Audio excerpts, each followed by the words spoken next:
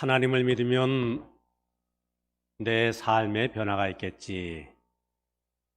어떤 생활에 뭔가 달라지겠지. 이런 기대 속에서 신앙생활을 시작했는데 여전히 변함없는 현실 속에서 신앙의 회의를 갖고 계신 분들이 있습니다. 정말 하나님은 계신 걸까? 하나님이 정말 나를 사랑하시는 걸까? 내 신앙생활이 의미가 있는 것일까? 그런 의심을 갖는 분도 계십니다. 아니, 예수 믿으면 복을 받는다는 그 말을 듣고 이제 기대를 갖고 예수 믿기로 다짐했는데, 복은커녕 점점 더 삶이 어려워지는 그런 생활 속에서 신앙생활 자체를 내려놓는, 포기하는 그런 분들도 계시고요. 자, 오늘의 경제 위기의 이 거친 한파 속에서 하나님의 인도하심, 하나님의 도우심을 간구하지만 오히려 그 사업이 더 어려움에, 곤경에 빠지는 그런 분도 있습니다. 자, 오늘 본문 말씀, 바로 그런 상황 속에서 힘들어하는 우리를 위해서 주시는 하나님의 말씀입니다. 오늘 봉독한 말씀 앞부분 창세기 12장 2절 말씀을 보면은 일찍이 하나님이 아브라함을 부르셨지요. 나 하나님이 너 아브라함으로 큰 민족을 이루고 네게 복을 주어 내 이름을 창대하게 하리니 너는 복이 될지라. 한 절 한 절 말씀이 참 엄청난 말씀이지요. 너무나 귀하고 귀한 하나님의 약속의 또 축복의 말씀입니다. 자, 이에 아브라함은 하나님의 음성을 들었습니다. 그 하나님의 말씀대로 순종했습니다. 고향 친척 아버지의 집을 떠나서 가나안으로 갔습니다. 자, 이제 오늘 본문 말씀이지요. 가나안 땅 모래 상수리 나무 아래에 이르렀을 때 가나안 땅 어떤 지역에 도착했습니다. 하나님은 이 땅을 내게 주리라. 자, 그렇게 오늘 본문 말씀 보니까 약속을 하십니다. 7절, 8절 말씀이지요. 그래서 아브라함이 이제 자기에게 나타나신 여호와께 그곳에서 제단을 쌓고 여호와의 이름을 부르더니 말씀합니다. 자, 근데 여기에 문제가 있습니다. 그렇게 일이 술술 잘 풀리는 것이 아닙니다. 사실 아브라함이 고향을 떠나서 믿음으로 발걸음을 옮겨 이제 이 약속의 땅을 찾아올 때에 그의 마음속에는 얼마나 기대가 컸겠습니까? 이 가나안 땅에 도착하기까지의 참 엄청난 수고, 고난, 힘들고 어려운 과정들, 그런 건 많았겠지만은 말이지요. 이 모든 것을 견디고 이겨낼 수 있었던 것은 하나님께서 약속하신 땅, 그 땅에 들어가면은 한번 내가 잘 살 수 있겠거니. 그런 기대가 있었기 때문이 아니겠습니까? 여기 계산착오가 있는 것이죠. 약속의 땅, 축복의 땅에 들어왔는데요. 그 땅에는 이미 다른 사람들이 살고 있는 거예요. 그 땅은 아브라함을 위해서 비워둔 신천지. 혼자 무사하게 또 태평하게 살 수 있는 환상의 무인도 파라다이스. 그것이 아니었습니다. 하나님은 아브라함 편히 앉아서 호강을 누릴 수 있는 푸른 초장 쉴 만한 물가, 그것으로 인도하는 것이 아니었습니다. 본토 사람들이 이미 살고 있어요. 토속 종교가 가나안 사람들의 영혼을 사로잡고 있습니다. 이 상황이 결코 아브라함이 그 땅의 주인이 될 수 없는 상황입니다. 자, 무슨 얘기일까요? 아브라함은 하나님의 약속, 하나님의 축복을 미리 받았습니다. 그런데 문제는 그 복의 내용, 그 복의 현실이 그 생활 속에서는 아직 이루어지지 않았다는 데 문제가 있죠. 그리고 현실 생활을 보면은 하나님의 그 약속이 이루어질 것 같지 않은 힘들고 어려운 현실이 눈앞에 펼쳐져 있다. 그 상황, 그 말씀입니다.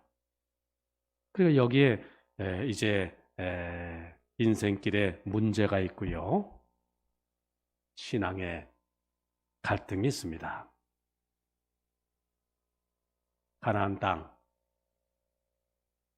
다른 사람들, 가나안 족속이 살고 있기 때문에 그것은 내 땅이 아닙니다. 참 낭패스럽지요. 자신의 무기력 통감하는 상황입니다. 자, 그럼에도 불구하고 아브라함이 하나님의 약속, 하나님의 축복을 믿음으로 응답하며 감사의 제단을 쌓았다. 이 부분이 중요한 대목이지요. 여기에 아브라함의 위대함이 있습니다. 자, 현실 상황, 하나님이 약속해 주신 것, 그것이 전혀 이루어질 것 같지 않은 그러한 현실임에도 불구하고, 그럼에도 불구하고 하나님 앞에 제단을 쌓았다. 그는 하나님의 내일을 바라보며 오늘 자신의 삶을 믿음으로 일으켜 세우는 삶을 살았다. 그것이 뭐라고요? 하나님 앞에 제단을 쌓으니, 그 말씀이지요. 8절 말씀 보면은요, 거기서 옮겨 장막을 치니 그곳에서 제단을 쌓고. 자, 아브라함이 장막을 옮길 때마다, 그러니까 이곳저곳 이제 떠돌이로 유목민으로 그렇게 살 때마다 그의 삶의 흔적을 남겨준 것은 돌 제단밖에 없었다는 말입니다. 그가 남긴 것, 돈도 아닙니다. 명성도 아닙니다. 위대한, 대단한, 거대한 건축물이 아닙니다. 뭐라고요? 오직 믿음의 제단. 자, 오늘 비록 하나님의 약속이 성취되지 않았다 할지라도 그 약속을 믿는 믿음만은 결코 포기하지 않았다. 그리고 그 믿음을 후손에게 남겨주었다. 그래서 드디어 그 하나님의 약속을 끝까지 붙들고 살아서 결국 그 하나님의 주시는 축복을 성취하고 말았다. 이것이 아브라함의 생애의 요약이지요. 그 내용으로 아브라함을 믿음의 조상이라 이렇게 일컫는 것 아닙니까? 자, 이 아브라함을 통해서 오늘 우리가 받는 교훈이 무엇이죠? 우선 하나님의 축복은 손쉽게 저절로 공짜로 누리는 것이 결코 아니다 하는 사실이지요. 그리고 하나님의 약속과 축복이 비록 더디게 이루어진다 할지라도 그것을 포기하지 않는 이가 믿음의 사람이다 하는 그 사실입니다. 오늘 우리도 그렇습니다.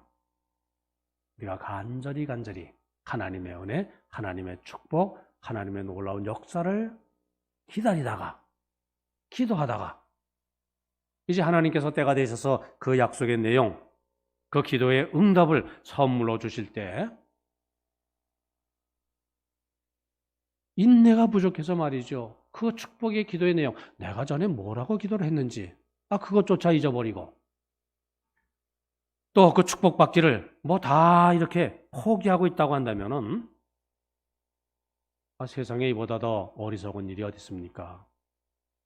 이보다 허망하고 시간 낭비가 어디 있습니까? 우리는 끝까지 나를 향하신 하나님의 약속, 축복 이것 포기하지 말아야 합니다. 우리는 나를 통해서 이루고자 하시는 하나님의 그 뜻과 섭리가 성취되기까지 그때까지 단을 쌓고 하나님을 경배하는 일 결코 소홀히 할 수 없습니다. 아브라함을 인도하시고 아브라함을 축복하신 하나님, 오늘 또한 우리를 인도하시고 또 축복하시기를 기뻐하시는 줄 믿습니다. 올해 초 1월이 벌써 지난 것 아닙니다만은 몇 분 성도님들이 하나님의 부름을 받았습니다만은 사실 오늘 사는 우리들도 마찬가지입니다. 머지않아서 이 육신의 장막을 벗을 때가 올 것입니다. 나 예외가 아닙니다. 자, 무엇을 유산으로 남길 것인가? 유산으로 뭘 남기면 되겠습니까? 후손 자녀들에게 돈, 재물을 남기는 것. 그거 참 중요하지요. 명성, 명예. 그것도 참 소중합니다. 좀 아름다운 것, 값진 것 이렇게 우리가 물려주고 세상을 떠날 수 있다고 한다면 큰 하나님의 축복이지요. 하지만 우리의 믿음의 후손들이 뒤를 쫓아오면서 감사와 약속의 표로 삼을 수 있는 믿음의 재단을 남겨준다고 하는 것. 그분은 평생을 믿음으로 사셨어. 하나님을 경배하며 예배하면서 주님을 섬기며 사셨어. 이것을 남겨주는 것이 가장 소중한 일이 아니겠습니까? 얼마 후에 우리들 다 그리스도의 심판대 앞에 서게 될 텐데요. 그때 내 생에 밝히 드러날 것.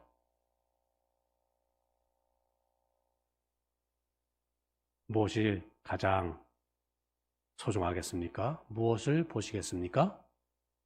우리의 믿음의 재단, 경배의 재단.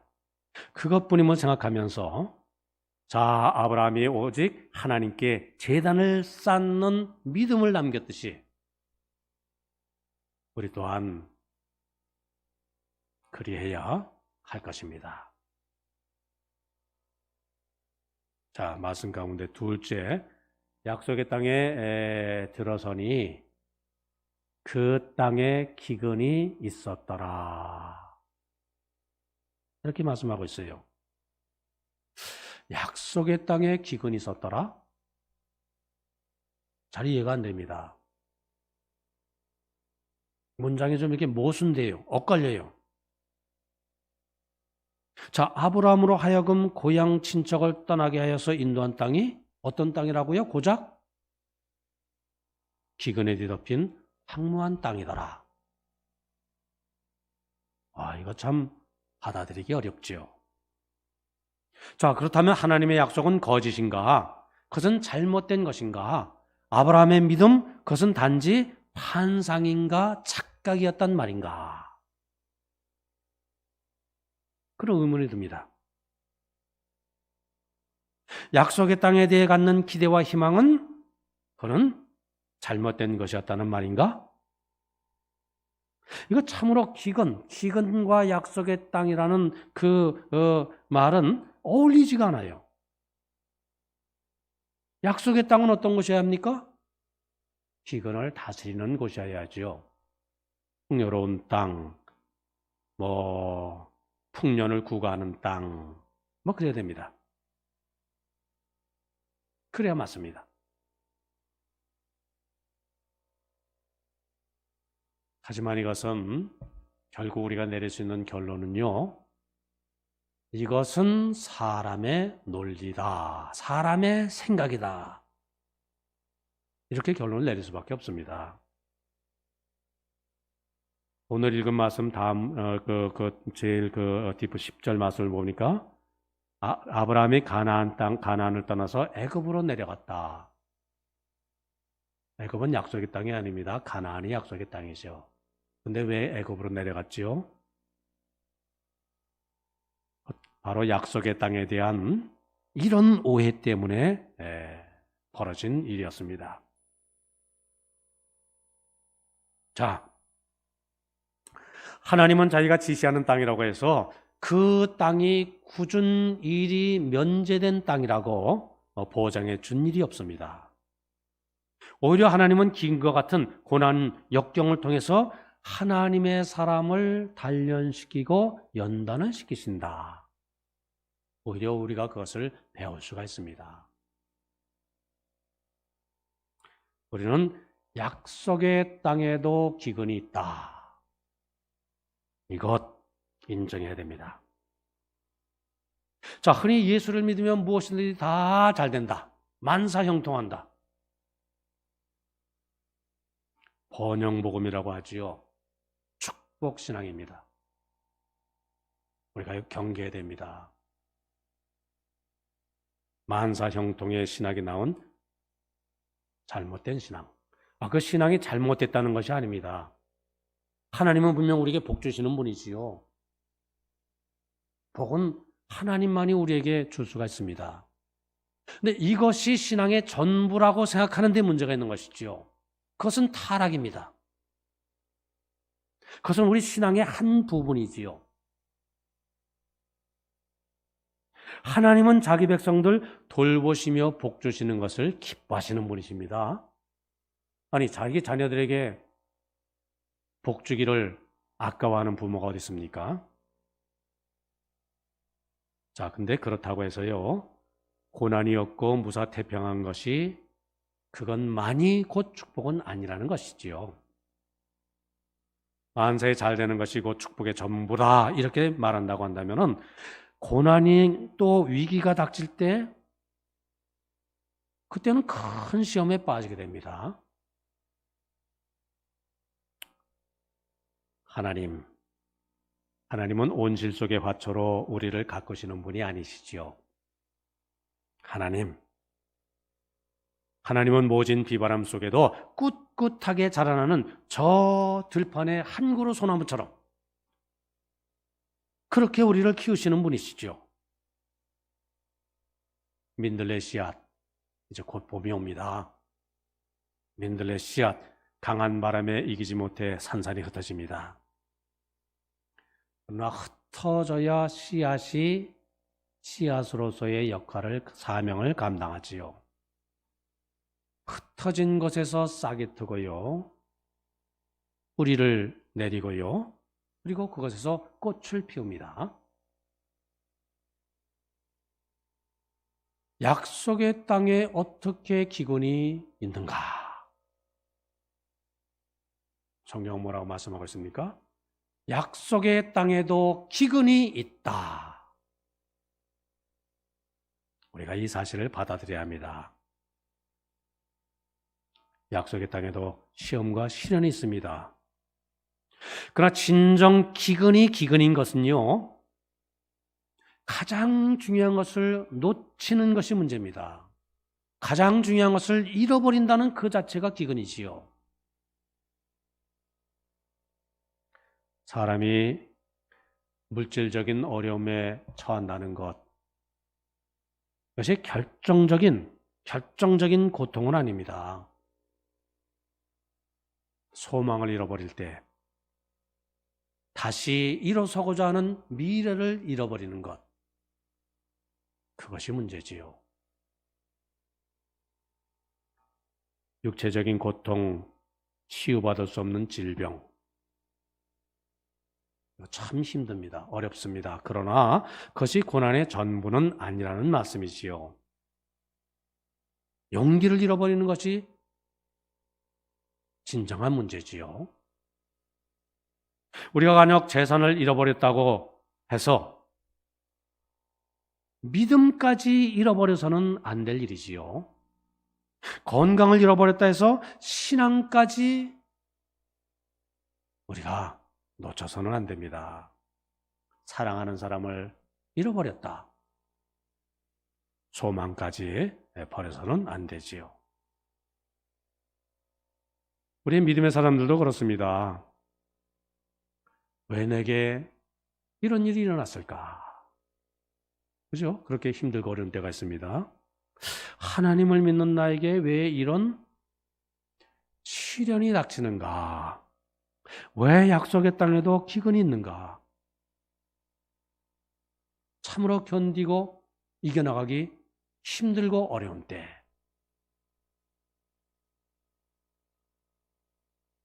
나는 참으로 이겨나가기 힘들어. 자, 그럴 때 그러면은 그러한 나의 모습을 보면서 안 믿는 친구들은 뭐라고 할까요? 당신의 신앙은 너에게 뭐 별 큰 의미를 갖지 못하는가 보구만. 아마 그렇게 말할 겁니다. 자, 그렇지만요. 자, 내가 아무리 공경에 처해 있다 할지라도 나는 하나님을 믿는다. 나는 결국 하나님께서 이 모든 것을 다 합력해서 결국은 하나님의 선을 결국은 이루실 것이다. 나는 힘들어도 이 믿음은 포기할 수 없다. 약속의 땅에도 기근은 있다.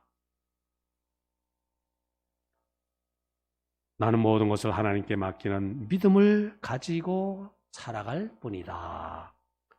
아, 이렇게 말한다고 한다면은 다른 사람들이 뭐라고 말하겠습니까? 참 네 신앙이 당신의 신앙이 참 대단하구만. 정말 힘들고 어려운 때 너는 신앙으로 이겨나갔어. 그래, 맞아. 나에게도 그런 믿음이 필요해. 아마 그럴 겁니다. 이것이 뭡니까? 믿음의 증인으로 살아가는 그 길이지요. 자, 2021년 이제 한 달이 지나갑니다. 어디 보니까요, 슬쩍 그런 글이 있더라고요. 2021년은 어쩌면 지난해보다 더 어려워질 수도 있으리란 예측도 가능하다. 또 어디에는 또 이런 글도 있어요. 이제는 가만히 방 안에 앉아 있어도 가슴속까지 찬바람이 불어온다. 하지만 우리는요, 신앙인은요, 믿음으로, 인내로 이 힘들고 어려운 때를 넉넉히 이겨나갈 수 있습니다. 잠언 24장 16절 말씀, 대저 의인은 7번 넘어질지라도 다시 일어나려니와 악인은 재앙으로 말미암아 엎드려지느니라. 뭐죠? 7전8기지요. 여기서 전제는 뭡니까? 의인도 넘어진다는 것이 전제예요. 의인은 안 넘어진다. 의인은 만사형통한다. 의인이라고 예외는 아닙니다. 의인에게도 실패가 있습니다. 신앙인도 실망, 좌절, 고통, 이거 다 있습니다. 누구나 다 당하는 똑같은 현상입니다. 자, 그런데 어디서 차이가 납니까? 의인과 악인의 분별은 어디서 이루어지는 것이죠? 의인에게 있어서는 그것이 시련이요, 악인에게 있어서는 그것이 심판이라는 문제입니다. 그 고난이 얼마나 힘들고 고통스러우냐, 이것이 문제가 아니고요. 누가 더 어려운 처지에 놓여 있느냐, 그것이 문제가 아니고요. 그 속에서, 그 고통 고난 속에서 하나님의 음성을 듣느냐 못 듣느냐, 그것이 문제라는 것이지요. 고난 속에서 원망, 좌절, 누구를 탓하는 것, 바른 자세가 아니라는 것이지요. 그 고난 속에도 하나님의 뜻이 계시다. 지금 내가 다 알지는 못하지만은 하나님의 경륜, 하나님의 사랑이 그 속에 담겨 있다. 이것을 깨닫느냐, 못 깨닫느냐의 문제인 것이죠. 우리 한쪽 문을 닫으면 다른쪽 문을 열어두시는 하나님을 바라봐야 됩니다. 심지어 모든 문이 다 닫혀 있다 할지라도 위를 바라보며 하느님께서 열어두시는 하늘의 문, 하늘의 길, 그 길을 달려나가는, 그 길을 열어나가는 믿음의 사람들 우리 모두 되어야 할 줄 믿습니다. 자, 말씀을 마칩니다. 야구 선수인 아들을 둔 아버지에게 어느 기자가 인터뷰를 했답니다. 아니, 매번 경기에 지는데도 왜 매번 관전하러 오십니까? 그때 아버지는 활기찬 눈빛으로 이렇게 대답했다고 하지요. 언제나 희망이 있기 때문입니다. 그렇죠? 매번 졌으니까 언젠가는 이기겠지요. 자, 오늘 우리 이 땅에 기근이 있어도요, 하나님을 바라보며 하나님의 인도하시는 방향을 바라보며 우리 삶을 세워나가는 믿음의 사람들 다 되어야 할 것입니다. 우리 자동차 운전하는 분들, 자, 운전자들은요, 내가 바라보는 곳, 내가 생각하는 방향, 그것으로 차가 움직인다는 사실을 알고 있어요. 내가 오른쪽으로 가야지, 좌회전해야지. 원하는 방향만 바라보면, 원하는 방향만 생각하면 자연스럽게 차가 그 방향으로 움직입니다.